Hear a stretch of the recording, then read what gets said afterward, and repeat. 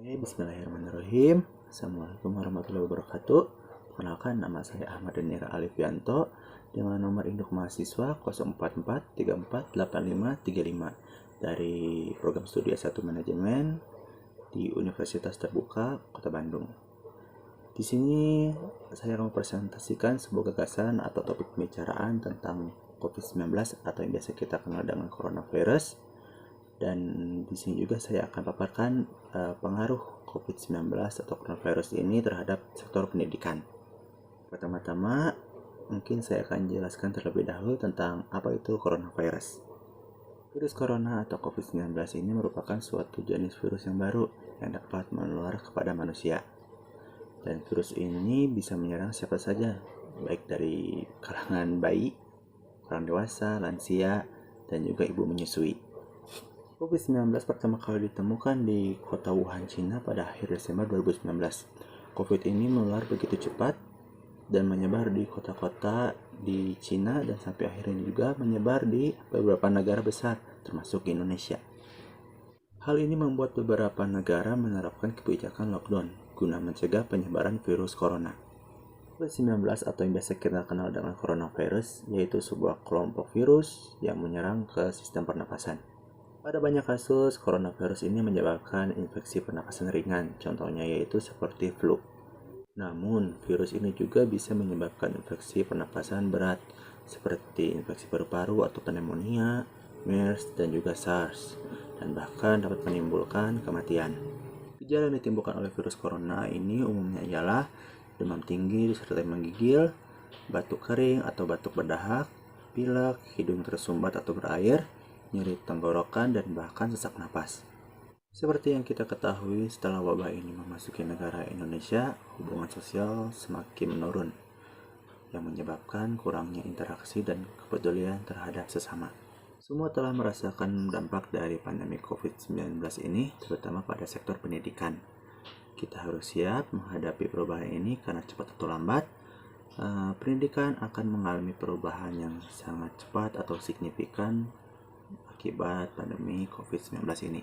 Pemerintah telah mengeluarkan berbagai macam kebijakan.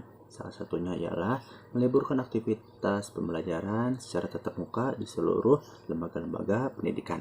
Hal ini dilakukan sebagai upaya pencegahannya penularan virus corona.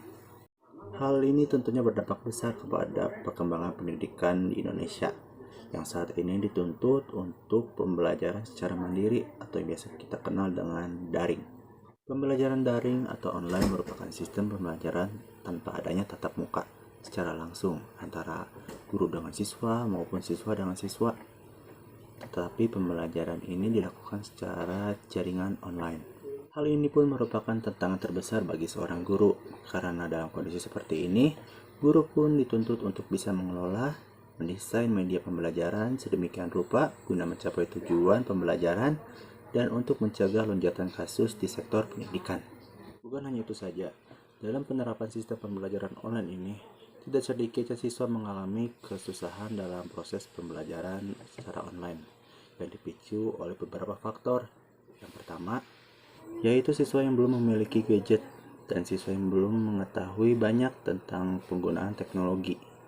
Pada kasus ini banyak terjadi di kalangan pendidikan TK sampai SD atau sekolah dasar.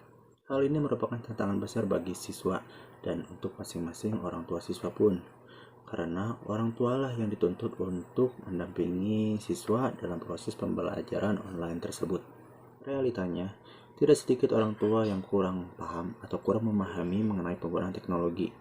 Jelas hal ini akan memperhambat keaktivitasan siswa atau anak-anak dalam proses pembelajaran online.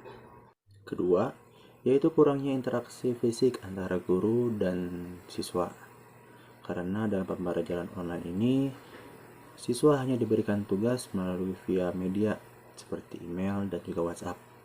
Kebanyakan siswa kesulitan dalam mengerjakan tugas dikarenakan tidak ada penjelasan dari awal dari seorang guru tentang tugas yang dibebani kepada siswa tersebut.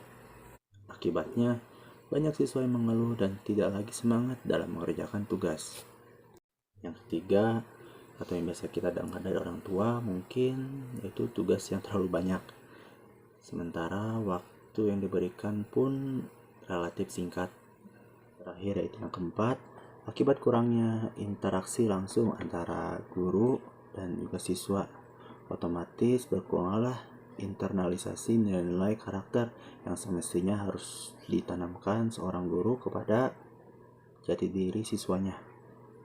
Ini akan mengakibatkan degradasi moral pada anak atau siswa, karena tugas seorang guru bukan hanya mengajar, mentransfer ilmu pendidikan atau pembelajaran, tetapi seorang guru juga dituntut untuk mendidik, membentuk karakteristik, akhlak, dan budi pekerti kepada anak-anak muridnya. Namun, dalam pandemi seperti ini, tentu saja kita sebagai orang tua ataupun sebagai guru, hal ini tidak boleh mematahkan semangat kita dalam menjalankan tugas sebagai pendidik, dan juga tidak boleh mematahkan semangat siswa dalam hal pembelajaran.